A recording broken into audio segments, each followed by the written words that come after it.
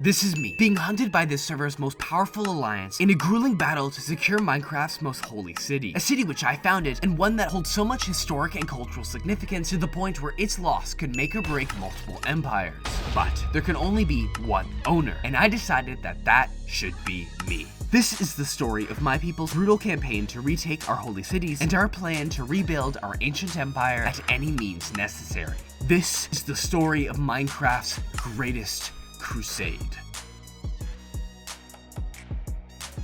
But first, some context. This is the nation of Padia, a land full of rolling savanna hills, desert towns, and cute fishing villages. A quaint country.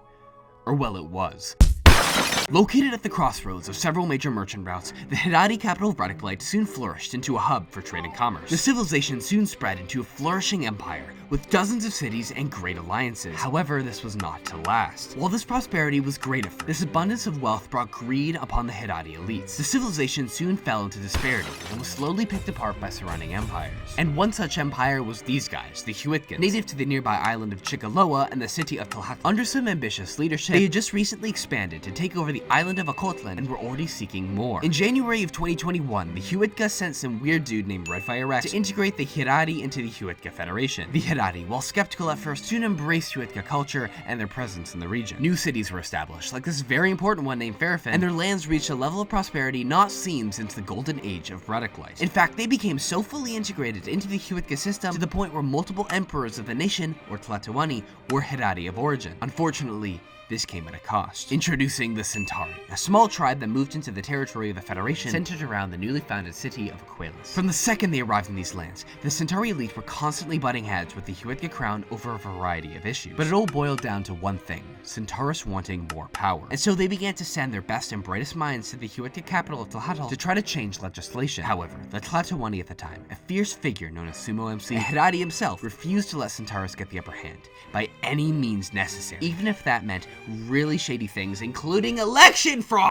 Centaurus grew bitter and resentful, not only towards Sumo, but towards the Padia as a people. They blamed them for Sumo's actions, even after forcing Sumo into exile, and thus embodied the Padia as a people who needed to be suppressed to make way for Centauri dominance and Centauri independence. After Huitga's collapse at the hands of the Kingdom of Elda, the Centauri forcefully annexed the Padia heartlands and began exiling us en masse, because I now saw myself as Padia. Some decided to stay and begrudgingly cooperate with the Centauri regime, such as my in-game son, Enoch, who was the custodian of the royal Padia crypts and the city of RedFireRex. While I didn't quite understand his reasonings, his foresight would be the key reason that our people would eventually return to our homeland. However, besides this exception, the Centauri had entirely displaced my people from our land, and were starting to erase our history, burning our artifacts, changing our names. The Padia people, led by RedFireRex, me, fled in several waves north to the Isles of La Paz. And this is where the story of the Crusade begins. But how would we bring the Federation back? You see, when Huitga collapsed, several different restorationist movements emerged. The first on the list is the Huitga Empire movement, led by the exiled former Tlatoani Sumo MC, who wished to rebuild the Federation through brute force. Secondly, there was the Peculian Rebellion, led by Huitga revolutionary Vladimir Pikolowski. And finally, there was the Padia movement, led by myself and my friend Dusk, who aimed to reform the Federation through peaceful means. Now, I'm gonna tell you guys a little secret that I've been keeping for nearly 2 years, so you gotta keep this quiet and not posted on the world's biggest video sharing platform. If we rewind a few months back, myself and several other citizens from across the nation who were unhappy about a recent undemocratic change in the Constitution got together and decided to form an organization to protest. This organization was called the Dreading Company, and together we conquered an old section of Tlahatl in defiance of Jem's government, a section that remained in dreading hands long after the collapse of the Federation. Valandia, a Centauri ally and the nation who had taken over the city of Tlahatl, used their national guard to soon evict the Dreading Company's forces. Despite this, the organization remained lingering, now operating out of La Paz. And remembering the reason why it was founded, the company made it its goal to slowly undermine the institutions of oppressive governments and to liberate the lands that they held. In July of 2022, the island of La Paz was in turmoil. The nation had collapsed after negotiations broke down between me and the nation of Bardonia, culminating in the nation being annexed into their empire. Unknowing of what to do or where to go, myself and my supporters fled west to a little land known as Nidea. Now, for context, Nidea used to be a state of the Huitga Federation, but it had come under the control of various absent foreign powers after it won its independence in 2021. Now, its secession was actually a huge loss for the Federation, as the land was home to an important Huitga fortress known as Tahat, and the important town of Chichote, a settlement which I actually founded, and the only other city in Huitga history that had held the status of being Huitga's capital. Now, why was it Huitga's capital, you ask? Well, that's because I established it as the capital when I founded a breakaway state called the Huitga Imperium after the Federation started to adopt democracy. Yeah, we don't really talk about that one anymore. Building off the ruins of Huitka's old capital, I re-established my city of Chilchotek and gave it a fresh name to embody this new era of Huitka's history.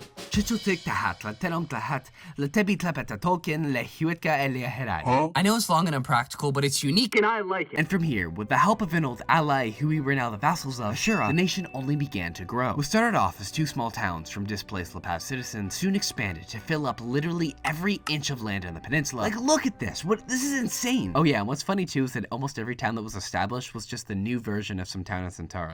However, with all this new growth came a few major problems. A quick survey ran by government executive Ender began to show that the Herati populace did not resonate at all with the name Sinidea for their country. In fact, her survey showed that the citizens of the land saw themselves as Huitcan and Herati, and so a name change was in order. And with me being the de facto Tlatoani of Huitka, it only felt right to give ourselves a name that reflected the will of our people. Myself and the current Prime Minister opting to transform ourselves into the Herati Federation, the one and true successor state to Huitka. However, with this announcement, we suddenly faced dozens of raids and attacks from Centauri citizens. Upon hearing this, Oshat, the leader of our ally Ashura, immediately backed us up by sending reinforcements to Chilchotek. Concerned for the future security of the subcontinent, he quickly drafted a proposal for the creation of a unitary state between our 2 nations, specifically designed around the need for a common defense. And so, on November 28th, the Confederation of Nandor was proclaimed. With our continental army, Nandor successfully managed to repel any and all Centauri attacks, forcing them to sign a non-aggression pact. But we did not stop there. Over time, this Grand Confederation began to grow in power, so much so that the Herati managed to use the might of the Union to reconquer the Isles of La Paz and the Empire of Bardonia, as well as a few other islands in the surrounding seas. But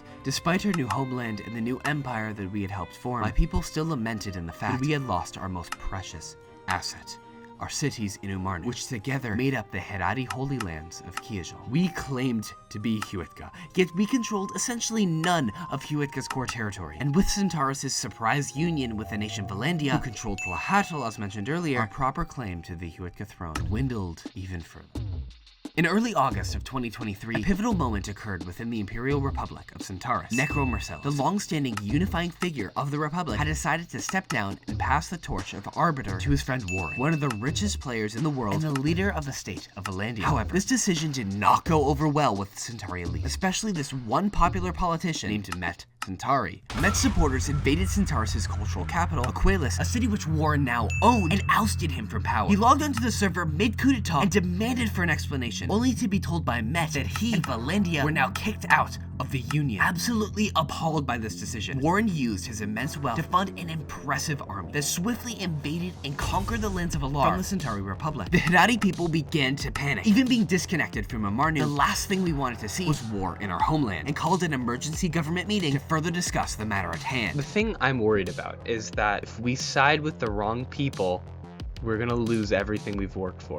Yeah, this is a very hard choice, and it's like almost impossible to stay neutral. I have an idea. It's outlandish, and it could get us totally killed. I say, honestly, if we can claim ourselves as Huitka for this war, then we're gonna go out with style if we lose. If we win, we are gonna have everything we've ever wanted. And so we did one final vote. Who do you choose? Alright, my decision is turned out a lot on bias, because Centaurus has screwed me over multiple times. I support Warren. Okay, Warren. I support Warren, and so I guess it's everyone, I support Warren. council or the government has decided Warren. The opportunity to strike was now. We would abandon our pacifist nature, weaponize the Dreading Company, and launch a crusade against the people that had oppressed us for all these years. See, look, we made a symbol and outfits and everything. It's so cool. Anyways, outfits aside, remember this guy? This is Enoch, my in-game son, and the guy who stayed behind in Centaurus so that he could remain the custodian of our old Herati city of Braddock. Well, hearing war with Valandia and Nandor, now called Azadan, was imminent, he sent me and Oshati a letter wondering if we would support his state's peaceful annexation into Heradia, and so I graciously offered him my assistance. On August 16th, with the permission from Enoch, Azadani forces stationed on the island of Huitzpalais peacefully invaded the Centauri state of Braddock, proclaiming the land as the new Crusader Kingdom of Paletta. With this stronghold now in place, we launched a smaller force in an attempt to seize my old city of Fairfin. Unfortunately, the first battle was a disaster for the Azadani army, as we were extremely hesitant to use any siege technology to take back the city for fear of destroying Heradia's cultural and historical architecture. At the same time, Valandia launched raids into the Centauri state of Kokiro and began to increase the number of soldiers stationed in Tlahatl in earshot of the enemy capital of Termina. Centaurus was in an absolute state of panic. Met rapidly contacted any and all remaining allies, attempting to secure support for the war effort, and one